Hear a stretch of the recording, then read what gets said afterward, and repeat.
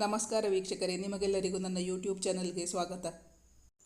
ಭಾವನಾತ್ಮಕ ಪ್ರೇಮಕತೆ ನಾನೆಂದಿಗೂ ನಿನ್ನವನೇ ಭಾಗ 17. ಈ ಮಾಂಗಲ್ಯ ಸರವನ್ನು ಆ ಹುಡುಗಿಯ ಕತ್ತಿಗೆ ಕಟ್ಟು ಎಂದು ಮೊಮ್ಮಗನಲ್ಲಿ ಹೇಳಿದರು ಜಲಜಾ. ಜನನಿಗೂ ತುಂಬ ಆಶ್ಚರ್ಯವಾಗಿತ್ತು. ಅವಳು ತಕ್ಷಣವೇ ತಿರುಗಿ ಜಲಜಾ ಅವರ ಮುಖವನ್ನು ನೋಡಿದಳು. ಈ ಅಜ್ಜಿ ಏನು ಹೇಳುತ್ತಿದ್ದಾರೆ ಎಂಬಂತಿತ್ತು ಅವಳ ನೋಟ.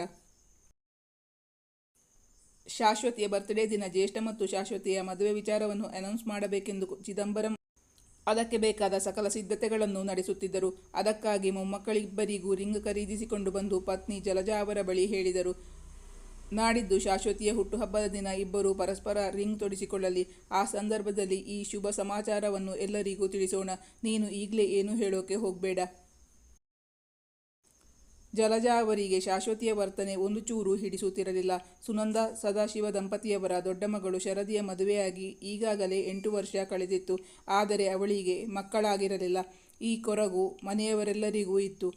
ಮಕ್ಕಳಿಬ್ಬರಿಗೂ ಅವರದೇ ಟೆಕ್ಸ್ಟೈಲ್ ಶಾಪಿನಿಂದ ಅತ್ಯಂತ ದುಬಾರಿ ಬೆಲೆಯ ಉಡುಪುಗಳನ್ನು ತಂದಿಟ್ಟುಕೊಂಡಿದ್ದರು ಚಿದಂಬರಂ.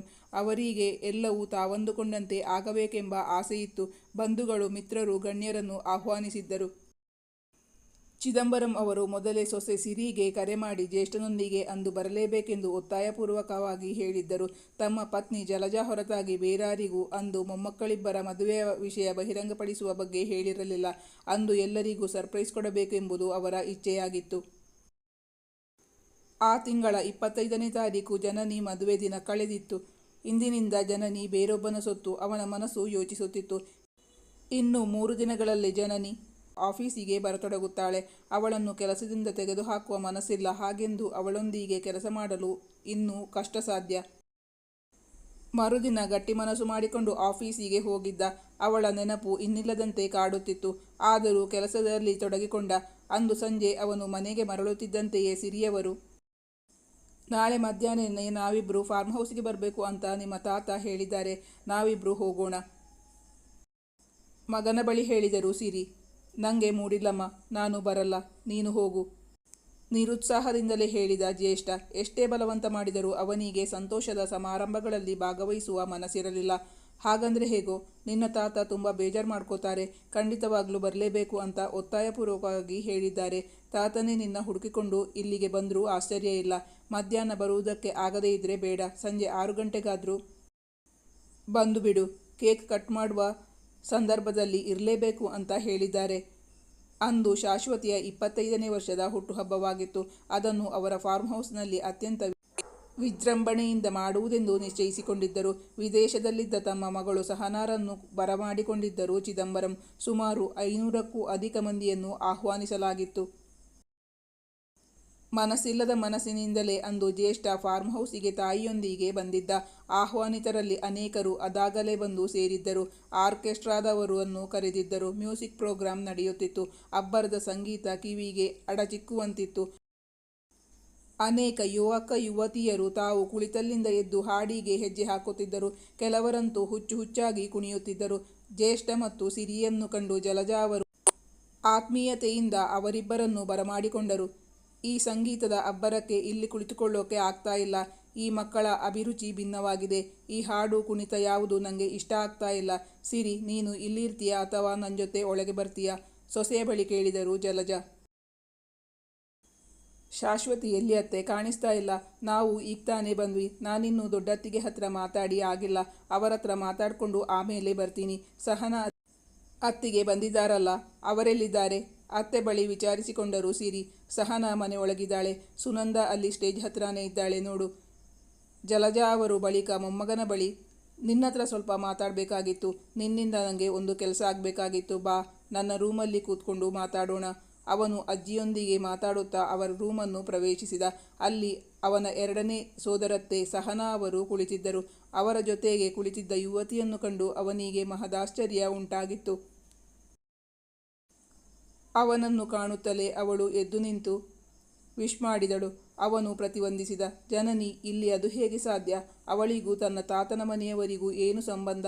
ಬಹುಶಃ ಅವಳು ಮದುವೆಯಾದ ಮನೆಗೂ ಇವರಿಗೂ ಸಂಬಂಧವಿರಬಹುದು. ಅದಕ್ಕಾಗಿ ಇವಳು ಬಂದಿರಬಹುದು ಎಂದಂದುಕೊಂಡ ಜ್ಯೇಷ್ಠ. ಅಜ್ಜಿ ತನ್ನಿಂದ ಏನೋ ಕೆಲಸವಾಗಬೇಕೆಂದು ಹೇಳಿದ್ದಾರಲ್ಲ, ಇವಳಿಗೆ ಈಗಾಗಲೇ ತನ್ನ ಆಫೀಸ್ನಲ್ಲೇ ಕೆಲಸವಿದೆ. ಮತ್ತೆ ಯಾರಿಗೆ? ಅವಳ ಪತಿಗೇನಾದರೂ ಕೆಲಸ ಕೊಡಿಸಬೇಕೆಂದು ಕೇಳುತ್ತಿದ್ದಾರಾ? ಗೊತ್ತಾಗಲಿಲ್ಲ ಜ್ಯೇಷ್ಠನಿಗೆ. ಅಜ್ಜಿಯ ಮೂಲಕ ಇನ್ಫ್ಲುಯೆನ್ಸ್ ಮಾಡಿಸುತ್ತಿದ್ದಾಳ ಜನನಿ. ಸಹನಾ ಅವರೊಂದಿಗೆ ಅವಳು ಮಾತಾಡುತ್ತಾ ಕುಳಿತಿದ್ದಳು. ಅವಳ ಮದುವೆಯಾಗಿ 2ನೇ ದಿನ. ಅವಳ ಪತಿಯು ಬಂದಿರಬಹುದೇ? ಅವನಿಗೆ ನೋಡುವ ಕುತೂಹಲವಿದ್ದರೂ ಅವನು ಅವಳನ್ನೇನು ಕೇಳಲು ಹೋಗಲಿಲ್ಲ. ಸಹನಾ ಆಂಟಿ ಯಾವಾಗ ಬಂದ್ರಿ? ಹೇಗಿದ್ದೀರಾ? ಅಂಕಲ್ ಮತ್ತು ಅಜಯ್ ಬರಲಿಲ್ವಾ? ಅತ್ತೆಯನ್ನು ಆತ್ಮೀಯವಾಗಿ ವಿಚಾರಿಸಿಕೊಂಡ ಜ್ಯೇಷ್ಠ. ನನಗೇನು ಆರಾಮಾಗಿದ್ದೀನಿ. ನಾನು ಬಂದು 3 ದಿವಸಗಳಾಯಿತು. ಇಲ್ಲ, ಅವರಿಬ್ಬರೂ ಬರಲಿಲ್ಲ. ನಿನ್ನೆ ನಿನ್ನ ಹುಡುಕೊಂಡು ನಿಮ್ಮ ಮನೆಗೂ ಬಂದಿದ್ದೆ. ಆದರೆ ನೀನು ಅಲ್ಲಿ ಇರಲಿಲ್ಲ ಹೇಳಿದರು ಸಹನಾ. ಸಾರಿ ಆಂಟಿ, ನಾನು ಆಫೀಸ್ನಲ್ಲಿ ಬ್ಯುಸಿಯಾಗಿದ್ದೆ. ಅಷ್ಟರಲ್ಲಿ ಜಲಜಾ ಅವರು ಒಂದು ಜ್ಯುವೆಲರಿ ಬಾಕ್ಸ್ನೊಂದಿಗೆ ಅವನ ಬಳಿ ಬಂದಿದ್ದರು. ಅಲ್ಲಿ ಅವರು 4 ಜನರ ಹೊರತಾಗಿ ಬೇರಾರೂ ಇರಲಿಲ್ಲ. ಈ ಮಾಂಗಲ್ಯ ಸರವನ್ನು ಆ ಹುಡುಗಿಯ ಕತ್ತಿಗೆ ಕಟ್ಟು ಎಂದು ಮೊಮ್ಮಗನಲ್ಲಿ ಹೇಳಿದರು ಜಲಜಾ. ಜನನಿಗೂ ತುಂಬ ಆಶ್ಚರ್ಯವಾಗಿತ್ತು. ಅವಳು ತಕ್ಷಣವೇ ತಿರುಗಿ ಜಲಜಾ ಅವರ ಮುಖವನ್ನು ನೋಡಿದಳು. ಈ ಅಜ್ಜಿ ಏನು ಹೇಳುತ್ತಿದ್ದಾರೆ ಎಂಬಂತಿತ್ತು ಅವಳ ನೋಟ. ಅಜ್ಜಿ, ಇವರು ನಮ್ಮ ಆಫೀಸ್ನಲ್ಲಿ ಕೆಲಸ ಮಾಡೋದು. 2 ದಿನಗಳ ಹಿಂದೆ ಅವರಿಗೆ ಮದುವೆಯಾಗಿದೆ. ವಿವಾಹಿತ ಮಹಿಳೆಗೆ ಮಾಂಗಲ್ಯ ಸರ ಕಟ್ಟುವುದು ತಪ್ಪಾಗುತ್ತದೆ. ನಾನು ಆ ಕೆಲಸ ಮಾಡಲ್ಲ. ಮತ್ತೆ ನೀವ್ಯಾಕೆ ನನ್ನ ಹತ್ರ ಈ ಕೆಲಸ ಮಾಡೋಕೆ ಹೇಳ್ತಿದ್ದೀರಾ? ನನಗೊಂದು ಅರ್ಥ ಆಗ್ತಿಲ್ಲ. ತುಂಬ ಆಶ್ಚರ್ಯದಿಂದ ಅಜ್ಜಿಯನ್ನು ಪ್ರಶ್ನಿಸಿದ್ದ ಜ್ಯೇಷ್ಠ. ಇವತ್ತು ನಿಮ್ಮ ತಾತ ನಿನ್ನ ಮತ್ತು ಶಾಶ್ವತಿಯ ಮದುವೆ ನಿಶ್ಚಯ ಮಾಡಿಯೇ ತೀರಬೇಕು ಅಂತ ಹಠ ಹಿಡಿದು ಕೂತಿದ್ದಾರೆ. ಇವತ್ತು ಎಲ್ಲರ ಮುಂದೆ ಹೇಳೋಕೆ ಸಕಲ ಸಿದ್ಧತೆಗಳನ್ನು ನಡೆಸಿದ್ದಾರೆ. ಶಾಶ್ವತಿಯ ಗುಣನಡತೆ ಒಂದು ಚೂರು ನನಗೆ ಹಿಡಿಸ್ತಾ ಇಲ್ಲ.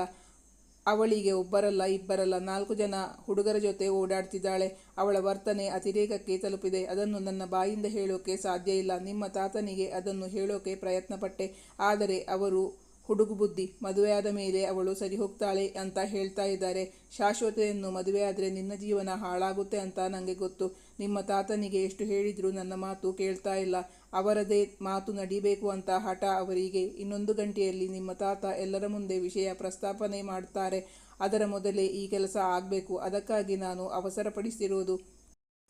ನಮ್ಮ ಮದುವೆಯಾಗಿ ಇವತ್ತಿನವರೆಗೂ ನಾನು ನಿಮ್ಮ ತಾತನ ಮಾತನ್ನು ವಿರೋಧಿಸಿದ್ದೇ ಇಲ್ಲ.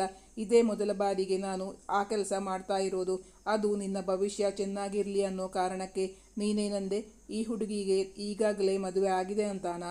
ನಾನು ಇಷ್ಟು ಹಿರಿಯಳಾಗಿ ವಿವಾಹಿತ ಹುಡುಗಿಗೆ ನಿನ್ನ ಕೈಯಲ್ಲಿ ಮತ್ತೆ ತಾಳಿ ಕಟ್ಟಿಸ್ತೀನಿ ಅಂತಾನಾ?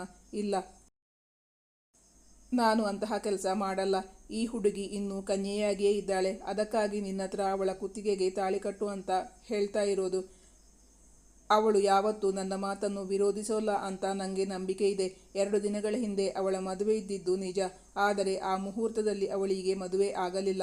ಆವತ್ತು ನಾನು ಮತ್ತು ನಿನ್ನ ಸಹನಾ ಅತ್ತೆ ಇಬ್ಬರು ಅವಳ ಮದುವೆಗೆ ಅಂತ ಹೋಗಿದ್ವಿ. ಆ ಜಾಗದಲ್ಲೇ ಇದ್ವಿ. ಬೇಕಾದರೆ ನಿಮ್ಮ ಅತ್ತೇನೇ ಕೇಳು ಹೇಳಿದರು ಜಲಜಾ.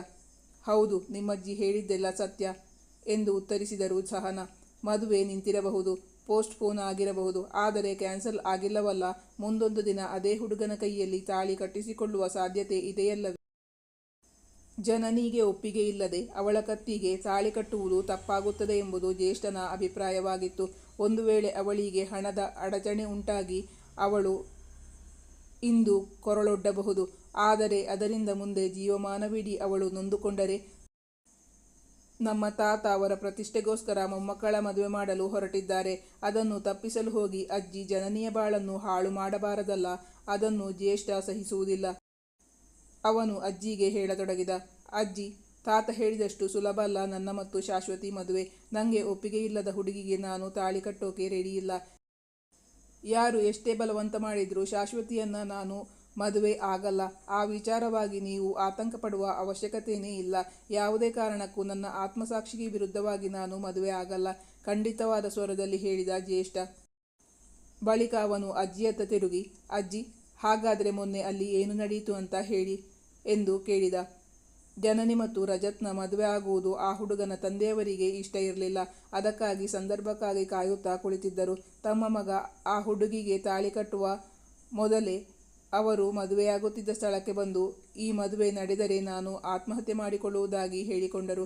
ಎಲ್ಲರ ಮುಂದೆ ವಿಷ ಸೇವಿಸಿ ಬಿಟ್ಟಿದ್ದರು. ಅವರು ನಾಟಕವಾಡುತ್ತಿದ್ದಾರೆ ಎಂದು ಮೊದಲು ಯಾರೂ ಅವರತ್ತ ಗಮನ ಹರಿಸಿರಲಿಲ್ಲ. ಆದರೆ ಅವರು ನಿಜವಾಗಿಯೂ ವಿಷ ಸೇವಿಸಿದ್ದಾರೆಂದು ಗೊತ್ತಾದ ಬಳಿಕ ಮದುವೆ ಕಾರ್ಯಕ್ರಮವನ್ನು ನಿಲ್ಲಿಸಿ ರಜತ್ ತಂದೆಯನ್ನು ಆಸ್ಪತ್ರೆಗೆ ಕರೆದೊಯ್ದಿದ್ದ. ಅಂದು ಮದುವೆ ನಡೆಯಲಿಲ್ಲ. ಇನ್ನೂ ಸಮಯ ಇಲ್ಲ ಜ್ಯೇಷ್ಠ, ಆದಷ್ಟು ಬೇಗ ನಾನು ಹೇಳಿದ ಕೆಲಸ ಮಾಡು. ಇಲ್ಲ ಅಂದ್ರೆ ನಿಮ್ಮ ತಾತ ಈಗ ನಿನ್ನ ಕರೀತಾರೆ. ನನ್ನ ಮೊಮ್ಮಗ ಚೊಕ್ಕ ಚಿನ್ನ. ನನ್ನ ಮೊಮ್ಮಗನನ್ನ ನೀನು ಬೇಡ ಅಂತ ಹೇಳಲ್ಲ ಅಲ್ವಾ? ಏನಮ್ಮ, ನಮ್ಮ ಮನೆ ಸೊಸೆ ಆಗೋಕೆ ನಿಂಗೇನು ಅಭ್ಯಂತರ ಇಲ್ಲ ತಾನೇ? ಅವರು ಕೇಳುತ್ತಿದ್ದಾಗ ಜನನಿಯ ಕಣ್ಣುಗಳು ತುಂಬಿದ್ದು ಜ್ಯೇಷ್ಠನ ಗಮನಕ್ಕೆ ಬಂದಿತ್ತು. ಜನನಿಯ ಒಪ್ಪಿಗೆ ಇಲ್ಲದೆ ಅವಳ ಕತ್ತಿಗೆ ತಾಳಿ ಕಟ್ಟಲು ಸ್ವತಃ ಜ್ಯೇಷ್ಠನಿಗೆ ಮನಸ್ಸಿಲ್ಲ. 4 ದಿನಗಳು ಕಳೆದಿದ್ದವು ಅವಳನ್ನು ನೋಡಿ. ಇಂದು ಅವಳನ್ನಲ್ಲಿ ಕಂಡಾಗ ಅವನಿಗೆ ಬಾಚಿ ತಬ್ಬಿಕೊಳ್ಳಬೇಕೆಂಬ ಆಸೆಯಾಗಿತ್ತು. ತನ್ನ ಮನದಾಸೆಯನ್ನು ಬಲವಂತವಾಗಿ ಹತ್ತಿಕ್ಕಿಕೊಂಡಿದ್ದ. ಆದರೆ ಅವಳು ಮದುವೆಯಾಗಿರುವವಳೆಂಬ ಕಾರಣಕ್ಕೆ ಅವಳಿಂದ ದೂರವೇ ಉಳಿದಿದ್ದ. ಅವನು ಅವಳನ್ನು ಇನ್ನಿಲ್ಲದಷ್ಟು ಪ್ರೀತಿಸುತ್ತಿದ್ದ. ಅವನಿಗೆ ಅವಳೇ ಬೇಕಾಗಿತ್ತು. ಇಷ್ಟು ದಿನ ಅವಳಿಂದ ದೂರವಿದ್ದಾಗ ಅವನು ಅನುಭವಿಸಿದ ಮಾನಸಿಕ ಯಾತನೆ ಅವನಿಗೇ ಗೊತ್ತು.